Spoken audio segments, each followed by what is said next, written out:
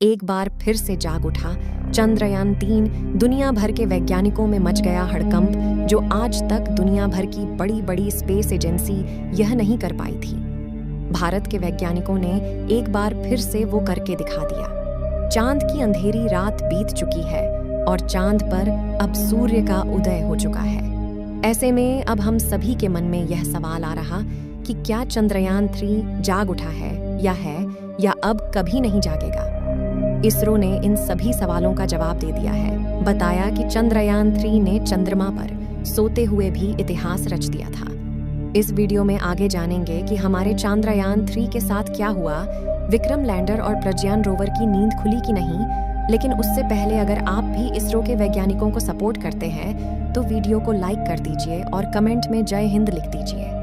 दोस्तों, जैसा कि हम सभी को पता है कि चंद्रयान-3 को श्रीहरिकोटा के सतीश धवन स्पेस सेंटर 14 जुलाई को सफलतापूर्वक लॉन्च किया गया था। 40 दिन के लंबे सफर के बाद हमारा विक्रम लैंडर 23 अगस्त को चांद की धरती पर लैंड किया था। विक्रम लैंडर और प्रज्ञान रोवर ने चांद की धरती पर 12 दिनों तक लगातार अपने कार्य को अंजाम दिया, जिसके दौरान इन्होंने बहुत से बड़े बड़े खोजों को अंजाम दिया।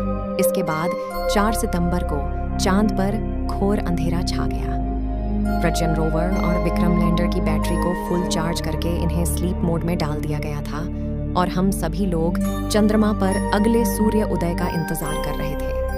हमें उम्मीद थी कि 14 दिन बाद जब फिर से चंद्रमा पर सूर्य का उदय होगा, सूर्य की किरण से फिर से प्रज्ञान रोवर चंद्रमा की धरती पर चलने लगेगा। इसरो के वैज्ञानिकों ने प्रज्ञान रोवर और विक्रम लैंडर को जगाने के लिए सिग्नल भी भेज चुके हैं। दोस्तों, जैसा कि हम सभी जानते हैं कि पिछले 14 दिनों तक चंद्रमा पर घोर अंधेरा छाया हुआ था, जिसके चलते चंद्रमा के साउथ पोल का टेम्परेचर 200 डिग्री सेल्सियस तक चला गया था। इतनी ठंड में कोई भी उपकरण काम करना बंद कर देगा। लेकिन अब चंद्रमा पर उजाला हो चुका है। वहाँ का टेम्परेचर अब 134 डिग्री सेल्सियस तक चला जाएगा और सूर्य की किरणें प्रज्ञान रोवर के सोलर पैनल पर पड़ने लगी हैं। हमारे इसरो के वैज्ञानिक बहुत ही बेसब्री से इस दिन का इंतजार कर रहे थे। जैसा कि आप सभी को पता होगा कि चंद्रमा पर पृथ्वी की तरह 24 घंटे का दिन और रात नहीं होता है। चंद्रमा पर 14 दिन की एक रात होती है और 14 दिन का एक दिन होता है, जिसे लूनर डे कहते हैं। हमारा प्रज्ञान रोवर पूरी तरह से सूर्य की एनर्जी से चलता है, इसलिए प्रज्ञान रोवर को 14 दिन तक के लिए डिजाइन किया गया था। लेकिन वैज्ञानिकों को उम्मीद की 14 दिन बाद भी प्रज्ञान रोवर बेकार नहीं होगा और अपने कार्य को आगे भी अंजाम देता रहेगा।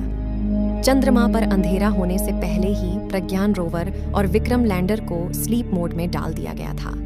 आपको बता दें कि विक्रम लैंडर को स्लीप मोड में तो डाला गया था, लेकिन उसके रिसीवर को ऑन रखा गया था, जिससे पृथ्वी से दोबारा सिग्नल भेजकर विक्रम लैंडर को जगाया जा सके और फिर विक्रम लैंडर प्रज्ञान रोवर को सिग्नल भेजकर उठा दे। चंद्रमा पर 19 सितंबर को ही सूर्य का उदय हो गया था। ऐसे में मन में यह सवाल आ रहे होंगे कि रोवर क्या हुआ होगा, क्या प्रज्ञान रोवर चंद्रमा की धरती पर फिर से चलने लगा या नहीं। अगर चलने लगा है तो हमारा प्रज्ञान रोवर चंद्रमा कितने दिनों तक रिचार्ज करेगा और आगे कौन कौन सी खोजों को अंजाम देगा।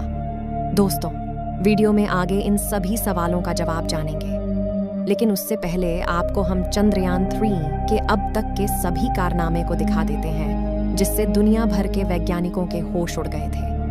23 अगस्त को विक्रम लैंडर को लेकर चंद्रमा पर लैंड किया था, जिसके 4 घंटे बाद प्रज्ञान रोवर विक्रम लैंडर से बाहर आता है और एक से बढ़कर एक कारनामों को करके इतिहास रच दिया।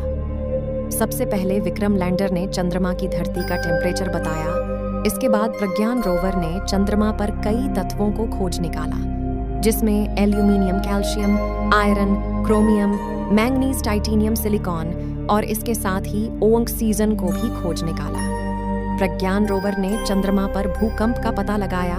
इसके के बाद इसरो के वैज्ञानिकों ने विक्रम लैंडर के साथ एक बार फिर इसरो के वैज्ञानिकों ने विक्रम लैंडर को स्लीप मोड में डालने से पहले विक्रम लैंडर के इंजन को दोबारा से स्टार्ट करके उसे 40 सेंटीमीटर ऊपर हवा में उड़ाकर विक्रम लैंडर को पहले वाले स्थान से हटाकर दूसरे स्थान पर लैंड करा दिया था।